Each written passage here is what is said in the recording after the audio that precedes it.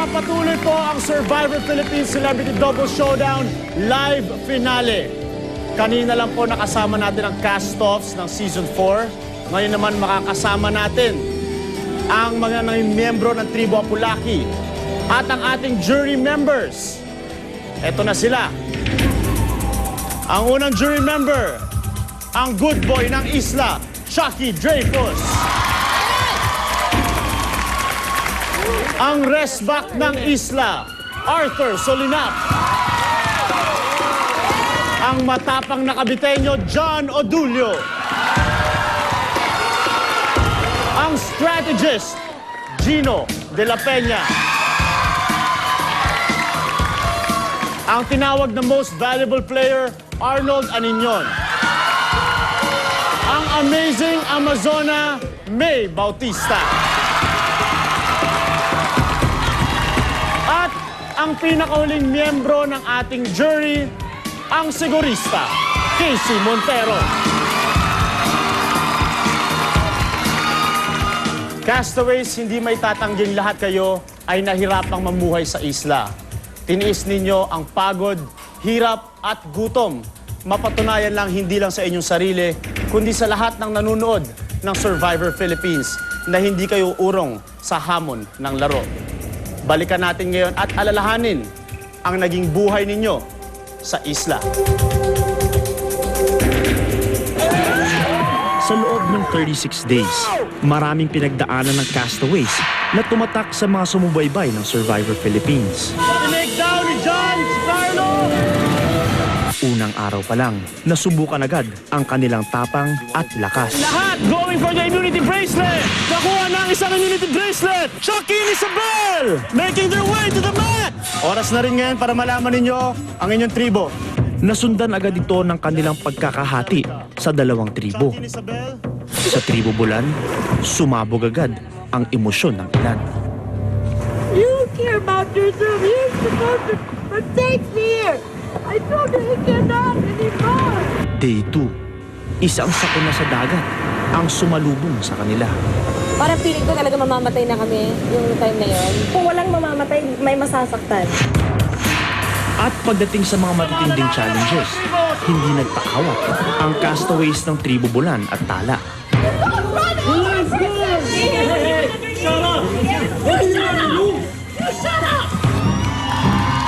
Tumatak din ang kakaibang diskarte ni Maribel, ang tinaguriang salot o cancer sa tribo Tala. I know na pwede niyo ako imaltrato, pwede niyo ako tarayan gaya ng ginagawa nito babaeng to. Ang cancer kinababaliwan. It's tribal shuffle time. Ang cancer, pinandidirihan. Baka may lason to ha. Kain ko ng tita. Sakit. Isa akong sakit sa tribo. I don't wanna be here at all. Isang sakit sa society. Bye. Alam niyo sa season na ito, pinakamaraming quitters. Diba? You guys don't know how difficult it is when your heart is breaking. It's difficult to fight. Is it better for us to just say that we're game over right now? I want people to see that I'm a godly person. I'm not the bad person they think I am. The decision is to quit. My decisions are my own. No one can tell me what to do in the same manner that I don't expect people to do what I say to do. Everybody drop your buffs! Welcome to the merge! Day 16, ang araw na nagsanib tribo ang 10 natitirang castaways. Ito na rin ang simula ng panibagong laban nila sa isla. Ikinabahala naman ng ilan ang revelasyon ni Stargazer. Significant letters you have to watch out for. Ito talaga I'm giving away. Ang J at saka ang A. Diyan lang. Sino bang may prominent A? Pero may malakas na babae. Sana wish ko lang din dahil pareho kaming babae. Sana wish ko maging dark horse siya. Samantalang matinding diskarte naman ang ginawa ni Mara.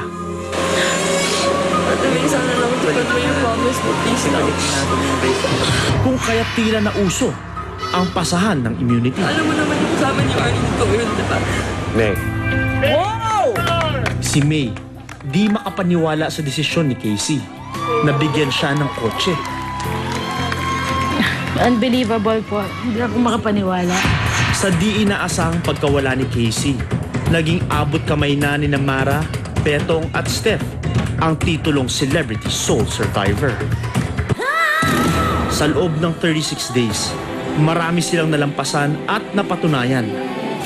At ngayong gabi, magtatapos ang kanilang laban.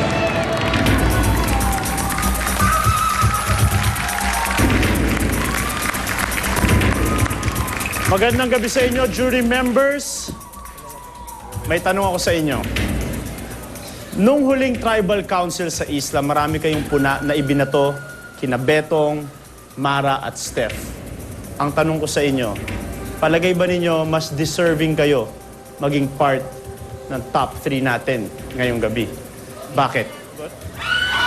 Gino! I think naman, kung nakita mo nakaupo sila dyan, masasabi mo naman talaga na deserving sila eh. Kasi sila yung nandyan eh. And kaming nandito. So, na-outwit, na-outplay, na-outsmart kami. Congratulations, top 3. Maraming salamat, Gino. John, ano masasabi mo? Masasabi ko, ayun eh, andito na sila. Masasabi ko, lahat sila deserving para sa akin talaga.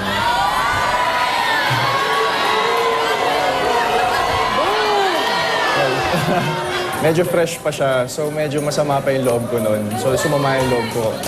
Pero na-realize ko na ang importante, it doesn't mean na kung paano ka makakarating dun eh. Basta makarating ka dun, yun ang importante. And you know, I admire these people na hindi mo alam na sila pala yung aabot sa top 3. And nakausap ko naman si Betong matagal na, and I apologize to him sa nangyari. And Maraming salamat, John. Arthur? Para sa akin kasi lahat kami deserving. Yung sa tatlo, na-outwit kami lahat. So, para sa akin, hindi na sa deserving eh, kasi lahat kami deserve. Kung sino na lang may pinakamalaking puso para sa akin, yun yung deserve. Chucky!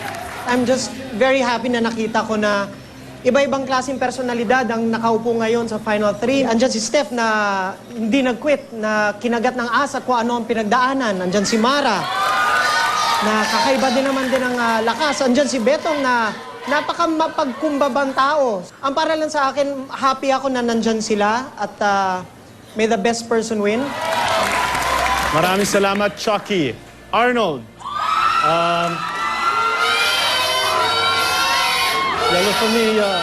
For me personally, lahat sila deserving. Everyone's deserving. And I'm just really proud na nakaabot sila sa top 3. And totoo naman, ito na. We're gonna know who's the true soul survivor out of these 3. So, good luck. Salamat, Arnold. May, ano masasabi mo? Tingin mo ba mas deserving ka to be part of the top 3? Silang tatlo deserving. Ang dalawang girls, congratulations. Yes, deserving kayong dalawa.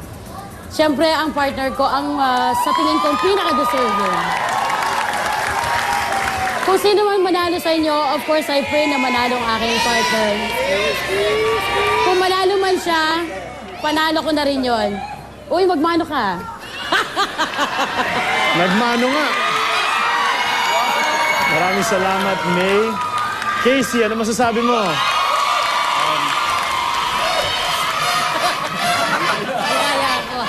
So, if the question is, do they deserve to be there?